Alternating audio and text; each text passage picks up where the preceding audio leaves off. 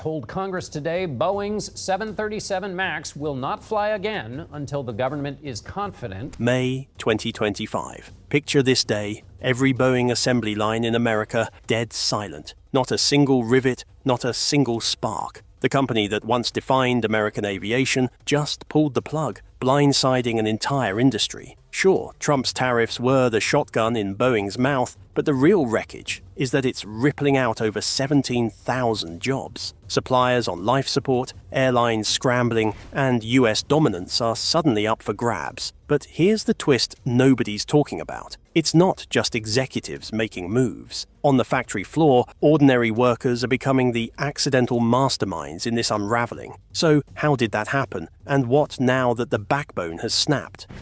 Aviation's precipice.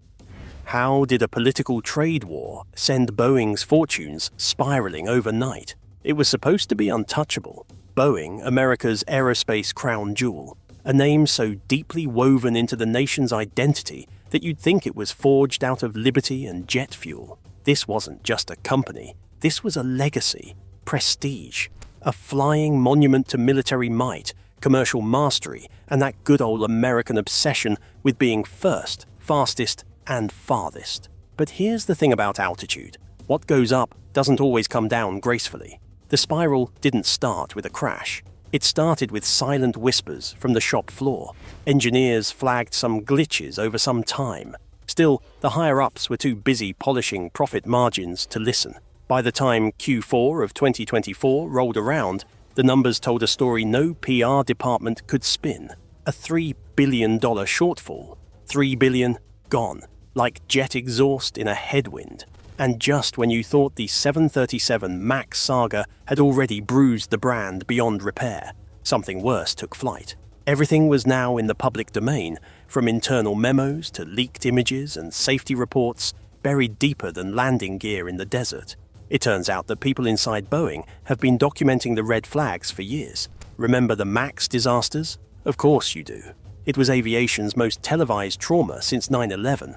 Two planes collided, causing the demise of 346 people. The incident was tied to a software flaw that should have been caught if anyone had bothered to listen. But instead of slowing down, Boeing pressed the throttle. Deadlines got tighter. The corners got shaved. Inspectors got sidelined. One of the people sounding the alarms was a senior quality manager. He kept a spreadsheet of parts rejected for hairline cracks that were mysteriously cleared after executive review. No joke.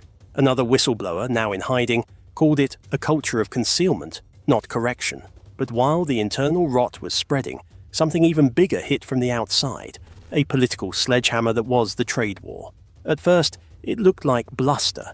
Trump's 2023 campaign trail was littered with threats, 25% tariffs on China, the EU and Mexico, and nationalistic flexing.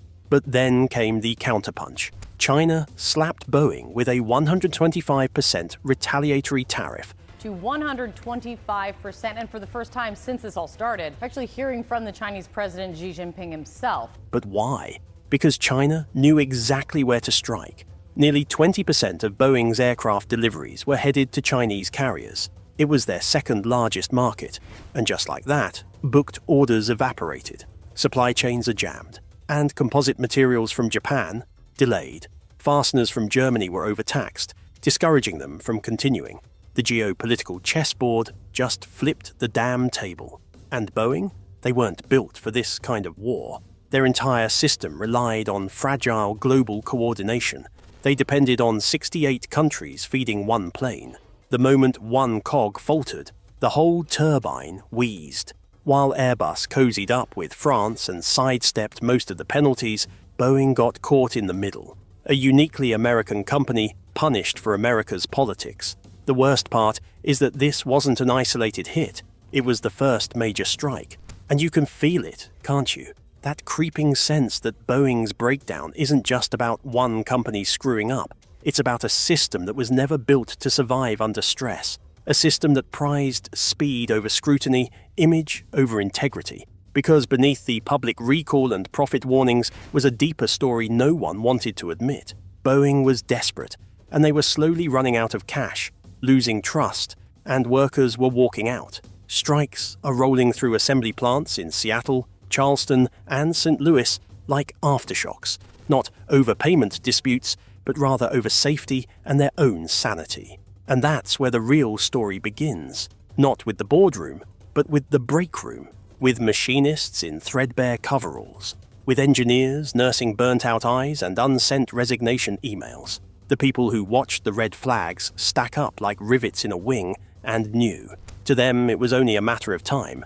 But here's the twist. They were documenting it, all of it, before the shutdown or even the headlines, before the CEO stepped down with his $64 million golden parachute. And what did they capture? You'll have to stick around because this is what happens when the Boeing lights go out. They thought grounding the fleet would stop the bleeding, but inside Boeing's biggest plant, something darker was taking shape, and the cameras weren't there to film it. The factory blackout. When the pink slips started flying, the whole industry held its breath, not because layoffs were new. Come on, this was Boeing after all, a company that's ridden the peaks and valleys of aerospace like a bipolar god, but because of how it happened, all at once, with no warning. Like a breaker switch had been yanked out of the wall, the hum of American aviation just vanished. Everett, Renton, and Charleston, each a monument to US aerospace supremacy, were all suddenly silenced. Not a rivet turned. Not even a single 737 MAX part moving down the line. Maintenance crews said even the birds stopped flying overhead. That's how eerie it felt. The kind of quiet you only get after a bomb drops. This wasn't just a slowdown. It was a blackout. And no, this didn't start in the boardroom. It started 3 floors down, deep in the fluorescent guts of the Renton assembly plant, where men still wear steel toes and talk in torque specs. That's where one foreman had a meeting that no one was supposed to know about. He had been with Boeing for 19 years. He's the kind of guy who keeps an old photo of the first 737 he worked on in his locker, wrapped in plastic like a relic. He knew the factory floor like most people know their childhood bedroom, but in late April, he got pulled into a back room abruptly. No calendar invite, no email trail, just a nod from someone in a jacket too clean to belong. What was said in that room? Only the foreman knows. But one thing was for sure. Something big was coming. Then came May. Overnight, the floor went from a maze of noise and motion to a dead zone. The official line? Tariffs. Trump's sudden slap on China, the EU, and Mexico. Parts that once took 36 hours to arrive were now stuck in customs hell. Or, if they had passed, they would have been priced so high that Boeing might as well have been buying gold-plated fuselage bolts. The Washington Post called it the straw that broke the jetliner's back. They weren't wrong, but they weren't telling the whole story either. Because the truth? This was a powder keg, years in the making. Delayed deliveries, supplier trust at rock bottom, whispers of quality shortcuts. The 737 MAX drama never really ended. It just got buried under shiny press releases and a PR budget that could fund a moon mission. And when the supply chain snapped, Boeing didn't bend. It shattered. 17,000 layoffs were witnessed that year. In Washington alone, 2,600 skilled workers were handed cardboard boxes and escorted out by security. This move led to whole families being gutted and marriages strained. Some workers didn't even have time to grab their tools. Just boom, you're out. One machinist from Everett told Como News it felt like a funeral, like we were burying a piece of America. Because this wasn't just about Boeing. It was about the guy who taught his kid to rivet a panel straight, the grandma who packed lunches for a third-generation engineer, the entire pipeline of aerospace talent. The welders, software devs, avionics geeks, and materials scientists all put on pause. Poached by Tesla, maybe. SpaceX snatched some up. On the left hand.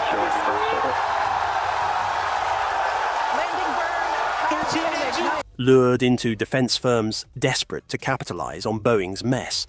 One recruiter in Huntsville bragged, "We got 5 Boeing engineers last week. 3 came with security clearance. Jackpot." This blackout didn't just freeze production, it bled out expertise, quietly and permanently. Because here's a secret, aerospace doesn't work like fast food.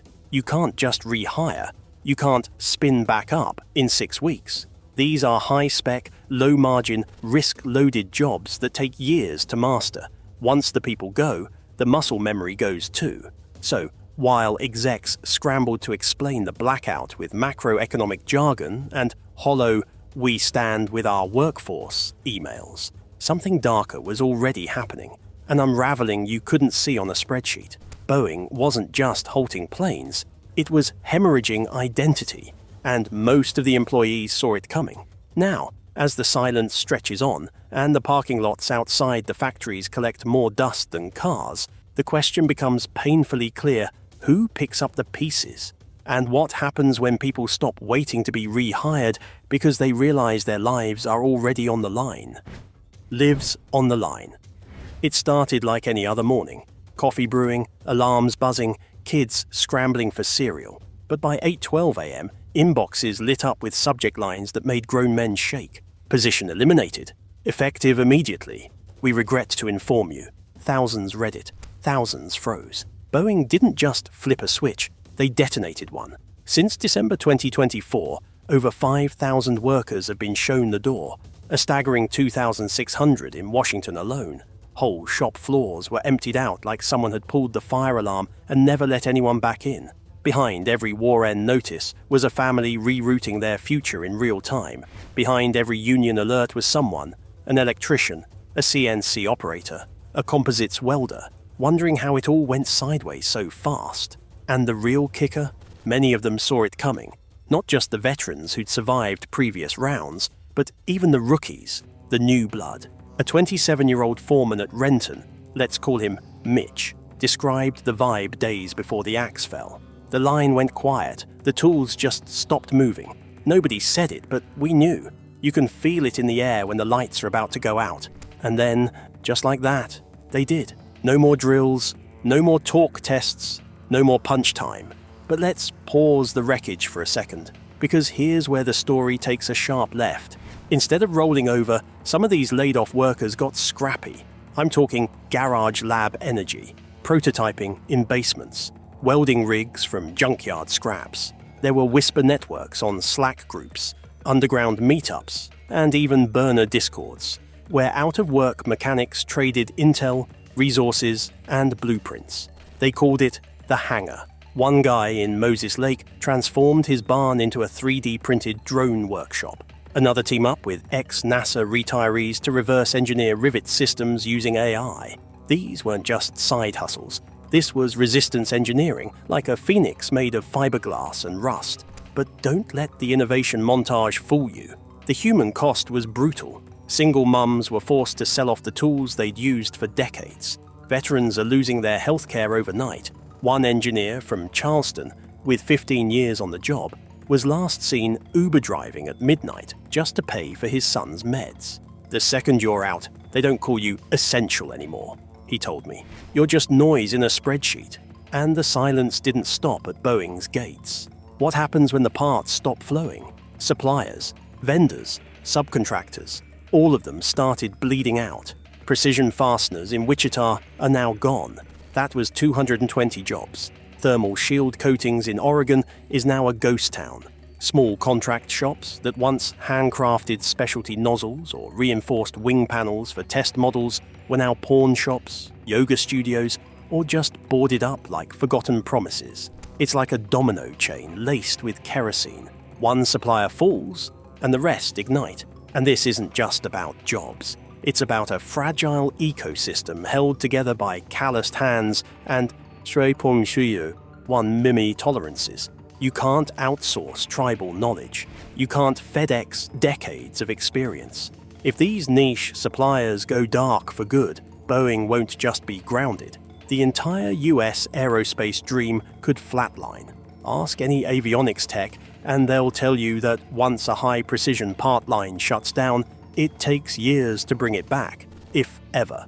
You don't just boot up a clean room and pray for aerospace-grade magic. And let's not forget morale. The survivors, the ones still clocking in, are obviously not relieved. They're waiting. Every hallway conversation sounds like a eulogy in progress. Who's next? Did you hear about Tulsa? I heard they're halving Section 41. People are building resumes in secret. Printing out letters of recommendation is like evacuation orders. Because when a ship this big starts taking on water, No one wants to be the last one bailing with a coffee mug. So here's the uncomfortable truth. Boeing's not just risking its workforce, it's gambling with the only thing it can't manufacture in a lab, and that's trust. The workers, the suppliers, and the ecosystem are not just lines in a budget. They're the pulse, the heartbeat, and it's skipping. But the real twist, just when you think the worst damage is done, the money disappears. Which brings us to the next storm cloud on the radar. Because when the billions start bleeding, even legacy giants can drown. Dollars down. What if I told you one plane, just one, has the power to sink billions, shake airline strategies, and send Wall Street into a full-blown panic? No, this isn't a drill, and it's definitely not your typical earnings down, morale up situation. We're talking about the 737X. Boeing's next-gen, long-haul flagship was supposed to be a game-changer. Instead, it's turning into a jaw-dropping financial black hole, dragging a once mighty aerospace empire into the red zone with $11.8 billion in losses in just 1 year. Let that number sink in. But how did we get here? It started with a delay, then another, then a waterfall of deferrals turned into a full-on flood. The 737X, originally scheduled for delivery in 2020, has now been punted to 2026, 6 years behind schedule. And while executives keep throwing around phrases like repositioning our priorities, the industry knows better. Because for every month that passes, that jet doesn't just sit idle on a runway somewhere. It bleeds money, billions. The kind of slow hemorrhage that kills not with a bang, but with 1,000 bureaucratic cuts. And here's where it gets worse. In the third quarter alone, Boeing posted a $6 billion loss. That's not a typo. $6 billion in just 3 months. Wall Street is watching, sure, but they're not just watching. They're circling, waiting, whispering words like divestment and de-risking. Boeing's stock is under pressure, investor confidence shaky at best, and all eyes are on the 777X because it was supposed to be the lifeline. Instead, it's the anchor. Internal memos, quietly leaked to Genix Flow, reveal just how fractured things are behind the scenes. Finance teams, once the gatekeepers of efficiency, are now openly criticizing production shortcuts, taken in a desperate attempt to appease both investors and airline clients. We warned them, reads one email. But the response wasn't cost-saving, it was corner-cutting. Corner-cutting that now risks long-term relationships with global carriers. Airlines like Emirates and Lufthansa, two early launch customers, have already thrown red flags. Emirates President Tim Clark recently described Boeing's pace as painfully slow and hinted at possible fleet reshuffles. Translation: billions in pre-agreed contracts are now sitting in limbo. But why does one jet program trigger this much chaos? Because the 777X isn't just a plane, it's a symbol of ambition, of scale, of the future of wide-body aviation. When it suffers, the entire supply chain trembles. From engine manufacturers to cockpit tech vendors, everyone's in a wait-and-see mode. And that uncertainty is spreading fast. Even suppliers are feeling the squeeze. Many, already dealing with raw material volatility and post-pandemic labor gaps, are now being told to slow down production to match Boeing's delays. And let's be honest, slowing down in aerospace doesn't mean we'll wait it out. It means laying off workers, halting R&D, sometimes shutting down entirely. What's playing out now is a textbook case of cascading instability. One delayed jet leads to withheld payments. Withheld payments create contract disputes. Disputes stall manufacturing, and all of it spirals into a loss of confidence, from Wall Street all the way to Wichita. But here's the deeper layer most headlines miss. This isn't just about the 777X. This is about a culture shift, one where internal accountability is eroding. One former Boeing exec, speaking under anonymity, summed it up like this: "We used to be engineers first. Now we're financiers playing dress-up with torque wrenches." That's not just bitter nostalgia. That's a warning. Because when decisions are made in spreadsheets rather than wind tunnels, systems start to crack. And when those cracks go unnoticed or, worse, ignored, they become systemic failures. So what happens next? Does Boeing double down on transparency, recalibrate its program timelines, and win back the trust of airlines, investors, and workers? Or do we keep spiraling, cutting corners, blaming supply chains, and watching as another cornerstone of American manufacturing quietly erodes? Because right now, the numbers aren't just bad, they're existential. If the 777X doesn't deliver, not just physically but financially, it might not be Boeing's problem. It could become everyone's. But that's the thing about collapse. It doesn't always start at the top. Sometimes the shockwaves hit from the bottom up, and that's precisely where we're headed next.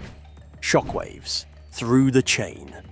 What if I told you that one aircraft delay in Seattle could freeze hiring in Dallas, cripple production in Wichita, and send shockwaves through half a continent's aerospace backbone? Sounds extreme until you follow the trail. Because when Boeing reported its jaw-dropping $11.8 billion loss in 2024, the media focused on headlines. 777X delayed again. Q3 bleeding $6 billion in red ink. Wall Street sounding alarms. But what went underreported was the silent collapse happening far below Boeing's ivory tower, on factory floors, in logistics depots, and inside supply rooms where small parts vendors were begging just to keep the lights on. Let's start with the once proud manufacturing giant responsible for Boeing fuselages, the Spirit Aerosystems. For years, they lived and died by Boeing's production cadence. So when the 777X got deferred to 2026 and Dreamliner cuts kept stacking, Spirit's margins didn't just shrink, they imploded. The company warned in early Q4 that it might breach debt covenants unless Boeing restored higher volumes. A chilling phrase appeared in their filing. Material doubt about our ability to continue as a going concern. Translation, one more hiccup from Boeing, and they're toast. But here's where things get even messier. Because Spirit doesn't just feed Boeing, it feeds dozens of second and third tier suppliers who rely on Spirit to keep them relevant. Think hydraulic line specialists, composite resin vendors, and high-tolerance fastener manufacturers. When Spirit slows down, they flatline. You don't need to be a financial analyst to see the dominoes toppling, and toppling fast. GE Aerospace, yes, the same company building the 777X's GE9X engines, has already issued a warning of its own, not about their own solvency, but about the stability of their partners. They're urging Boeing to clarify delivery schedules, privately noting in internal memos, leaked via Reuters, that inconsistent pacing on long lead projects is eroding supplier confidence. That's corporate speak for "our people are panicking." And it doesn't stop at parts. Take Southwest Airlines, a brand synonymous with resilience in US aviation. In 2024, they quietly paused pilot hiring and deferred plans to expand their MAX fleet. Why? Not because they wanted to, because Boeing couldn't deliver aircraft on time, leaving Southwest to rejuggle schedules and route expansions, a single choke point in Everett, and suddenly pilots aren't getting jobs in Phoenix. Multiply that by every airline waiting on Dreamliners, every airport counting on new wide-body routes, and every logistics firm banking on increased cargo capacity. The result? A supply chain that feels like it's walking a tightrope blindfolded, with no clarity, no cushion, no net. Now, here's the kicker. You'd expect large players like Spirit and GE to make headlines when things go south, but the real human drama, that lives at the margins. Take a small machining firm in Wichita. Let's call them Micron Forge. For the past decade, 80% of their contracts came from Boeing-affiliated work, precision brackets for 737 interiors, and cooling system components for the 787. But in 2024, with Boeing slashing orders left and right, Micron Forge was bleeding cash. 1 quarter in, their CEO gave an ultimatum: adapt or dissolve. Their gamble? A pivot to defense. In Q3, Micron Forge landed a modest but symbolic contract to provide parts for a classified UAV program, non-commercial, military grade. The margins weren't as fat, but they were stable, predictable, and best of all, not tied to Boeing's volatility. For the most part, this kind of shift goes unnoticed, but it tells a deeper story, one of the companies quietly severing ties from Boeing dependency, hedging their bets against a partner they once considered untouchable. And that's interesting from a broader industry view, because if even the smallest vendors are jumping ship, what does that say about the house Boeing built? There's a growing theory in analyst circles that Boeing's actual risk isn't just financial, it's reputational. Suppliers don't trust the roadmap, airlines don't trust the timelines, investors don't trust the board, even government contracts, once Boeing's safety net, are under scrutiny thanks to recent production scandals. But here's the looming question. Who will pick up the pieces if the supply chain collapses under Boeing's weight? More importantly, who profits from the rubble? We're not just talking about economics anymore. We're stepping into the realm of geopolitics, where every screw, every fuselage panel, every tariff suddenly becomes a weapon. And that brings us to the next chapter, where politics, tariffs, and rival nations come into play. The battlefield, global dominance in aerospace. But why is Boeing becoming a pawn in that larger game? Politics and tariffs. What if I told you Boeing's downfall wasn't just about faulty fuselages or delayed deliveries, but a political chessboard where every pawn was a paycheck? This isn't your typical tale of corporate mismanagement. No, this is a slow-moving detonation, triggered not just by internal chaos, but by external forces pulling strings from Washington to the WTO. And the most shocking part? The very workers losing their jobs became the unsung lobbyists in a high-stakes tariff war they never signed up for. Let's rewind. In 2018, then-President Donald Trump unleashed sweeping tariffs on aluminum and steel, key components in Boeing's already expensive aircraft builds. He called it a patriotic move, a shield for American industry. But what followed was a brutal twist of irony. US aerospace giants like Boeing ended up paying more for foreign-sourced parts they couldn't simply replace overnight. Tariffs on China, that stung even more. Suppliers across Boeing's global web, from avionics in Malaysia to carbon composites in Tianjin, saw prices skyrocket. Deliveries slowed, schedules cracked, and while politicians thumped their chests about protecting American jobs, thousands of machinists, assemblers, and QA inspectors saw pink slips instead. According to leaked internal emails reviewed by Reuters, Boeing execs quietly warned the White House that these trade policies were increasingly unsustainable. But the response from Capitol Hill divided. Some lawmakers fought tooth and nail for tariff exemptions, hoping to shield plants in their own districts. Others doubled down, using Boeing as a bargaining chip in broader geopolitical battles. And then came the protests. Loud, emotional, and grassroots. In 2020, union-led rallies erupted outside Boeing's Renton and Charleston facilities. But these weren't your average wage strikes. Workers carried signs that read, "I make wings, not war." The message? They weren't just employees. They were strategic assets, collateral damage in a war of economic ideologies. Here's the twist that's barely been covered. Some of these workers became unofficial lobbyists. They penned open letters to Congress. They held Zoom calls with Senate aides. One retired technician even testified before the US Trade Representative's office, outlining how tariffs had crippled a vendor in Kansas, which in turn delayed delivery of pressure bulkheads to Everett. No formal title, no six-figure lobbyist salary. That China is targeting here, Boeing is the biggest U.S. exporter. Just blue-collar voices turning themselves into policymakers out of desperation. It makes you wonder, when workers are the only ones advocating for their industry's survival, who's really in charge? And let's not forget the silent ripple. Small suppliers with razor-thin margins, many of whom depended on Boeing's ecosystem. Tariffs on imported tooling and electronics didn't just cut into profits, they sent shockwaves through regional economies. A family-run parts plant in Illinois closed down in 2021. Another in Alabama pivoted to automotive work, abandoning aerospace entirely. For the most part, the public missed this. Why? Because the political theater drowned out the real cost, the slow erosion of a supply chain that once defined American excellence. But here's where it gets even more controversial.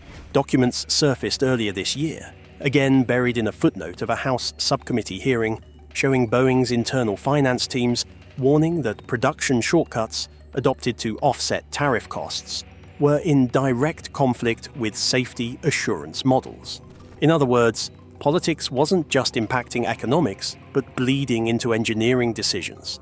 So, if you're asking why the 777X got delayed again, or why the Dreamliner had to pause deliveries last fall, maybe the honest answer isn't just poor planning. Maybe it's policy interference camouflaged behind patriotic slogans, and just when you think the dust might settle, another question explodes into view. What comes next? Rebirth or collapse? The shutdown has been brutal.